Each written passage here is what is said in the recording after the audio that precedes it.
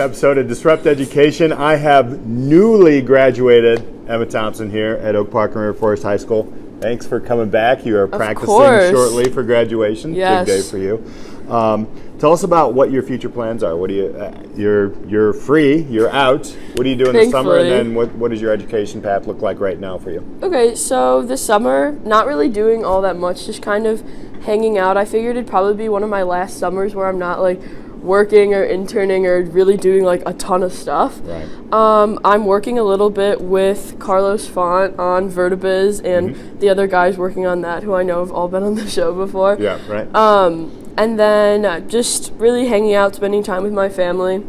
And then next year in the fall, I'll be going to American University in Washington, D.C. That's right. to study communications, legal institutions, economics, and government. Wow. A mouthful. Yeah, that's a lot. Is that like more than one major, or is that all kind of wrapped up in one? So it's like this special thing. It's called like an interdisciplinary study. It's something they have. So it's technically one major. Okay. So like with a typical major where you would take like 7 classes under one topic.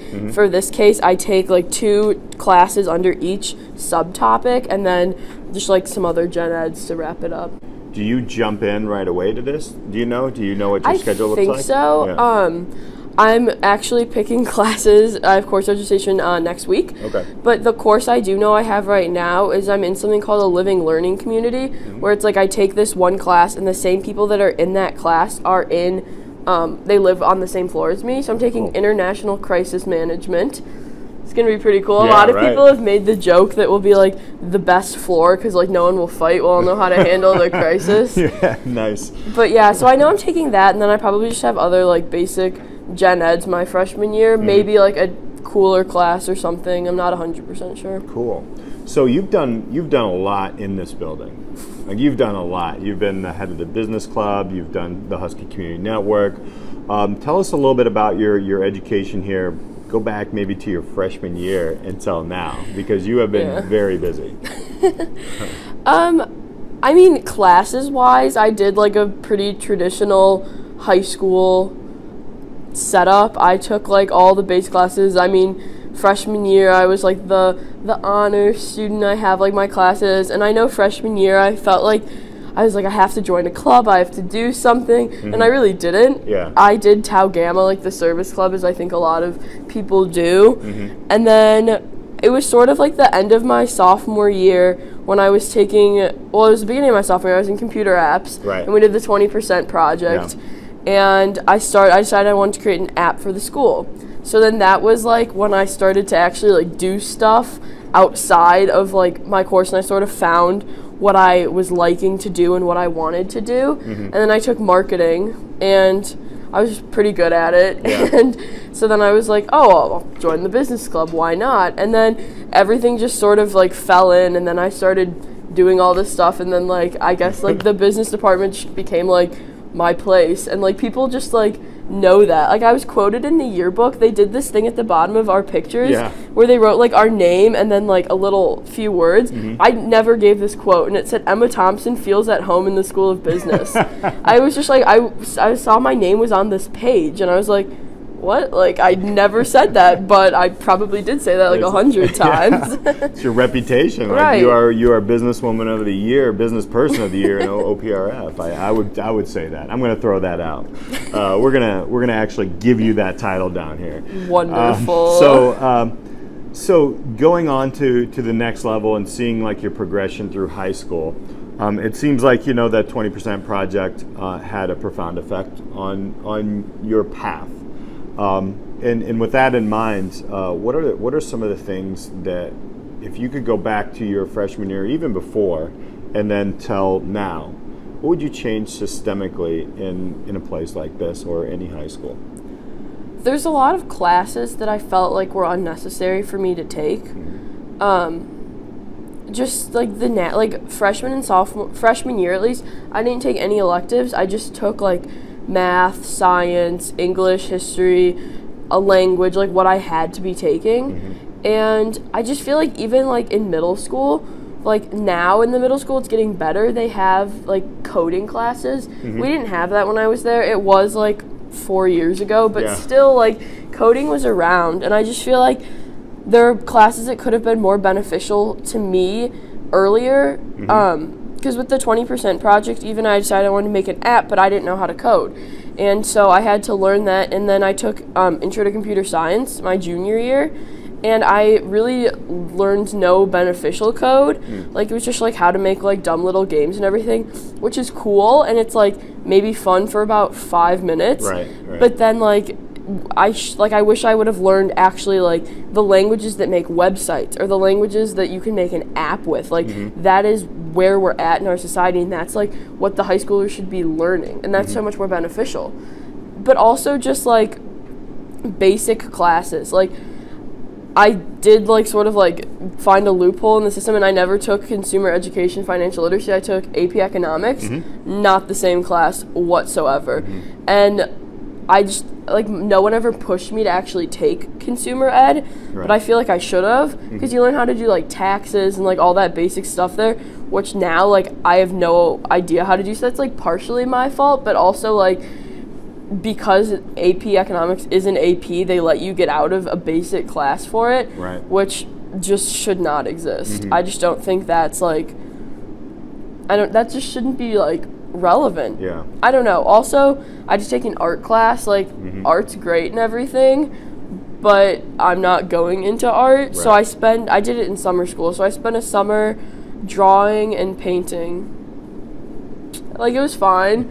I think that, like, some of the required classes we have just shouldn't be required, and that there should be more classes that actually should be required. Now there's, like, civil justice or something like that, and I think that sophomores take, and that's, like, wonderful. Like, I think that's such a good thing. And just, like, basic classes, public speaking, people cannot speak. I'm amazed at, like, how nervous people get, how much they stutter, mess up, and it's, like, that's such a basic thing where it's, like, no matter what career you're going into, you'll probably at one point have to stand up, even if it's in front of just, like, 10 people, and say something, present something. Even in class here, you have to present your history project, something like that. Basics. But people don't, like, schools don't really, like, have that. Do you think that when you go through 4 years, do you think that students get tired of repeating kind of the same thing over and over? Do you feel that way? Yeah. Is that what senioritis is? How would you define senioritis? I mean, I know, like, you're ready to go to the next step, but how do you define that? So, I mean, I was one of those people that would say I had senioritis when I was a junior.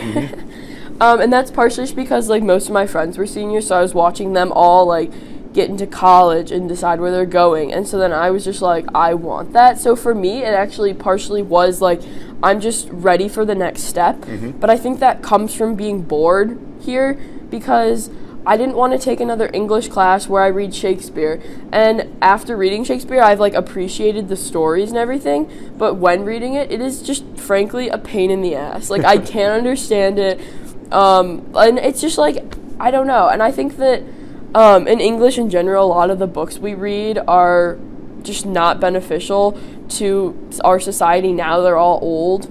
The most recent book I read was in English this year. It was, like, 2 years old, and it was the best book we read all year. And it was, like, actually, like, felt real, and it was talking about things that, like, were prevalent in our society that we're living in. But it's not all classes are like that, so it gets boring. And, like, then there's an occasional, like, the incubator was an exciting class, so, like, I enjoyed coming to that, but, like, all my other classes, it's just, like, the same thing for 4 years, and even if you're learning different things, it's, like, the same pattern. It's, like, you come, you get lectured to, you do a worksheet, you do some reading, you study, you take a quiz, you learn something else, you take another quiz, you take a test, you move on. And it's, like, the units, they're just, like, so, like, little and compact. And then it's set up, like, the way we do our grades, it's you have a 50% chance of failing.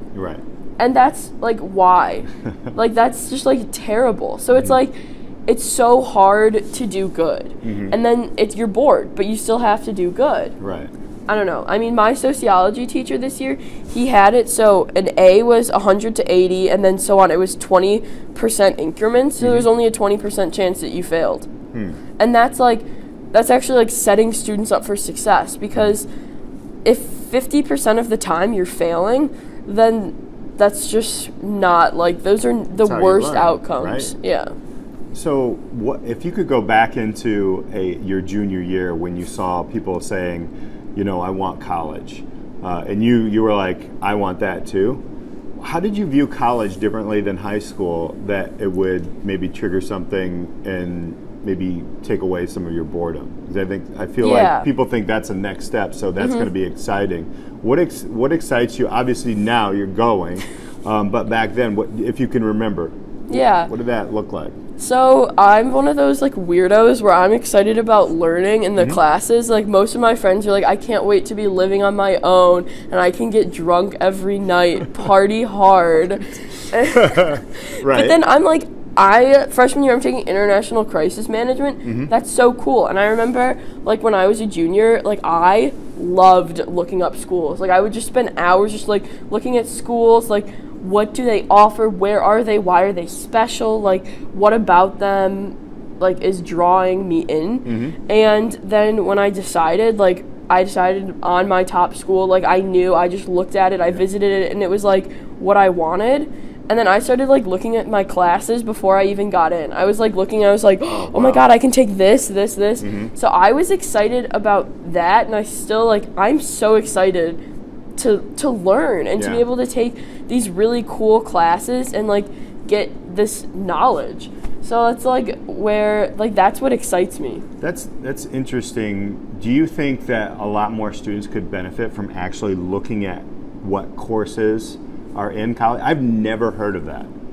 I've never heard, like, I know people are looking at the culture of school at the next level or those types of things, but that's pretty cool. I mean, I should have done that. Now I'm thinking while you're saying that, I'm like, wow, I probably should have looked at some of the cool classes that I could take, especially as a freshman, sophomore. How did you know how to do that, or did you just do it? I sort of just did it. So American University, where I decided, like, was my top.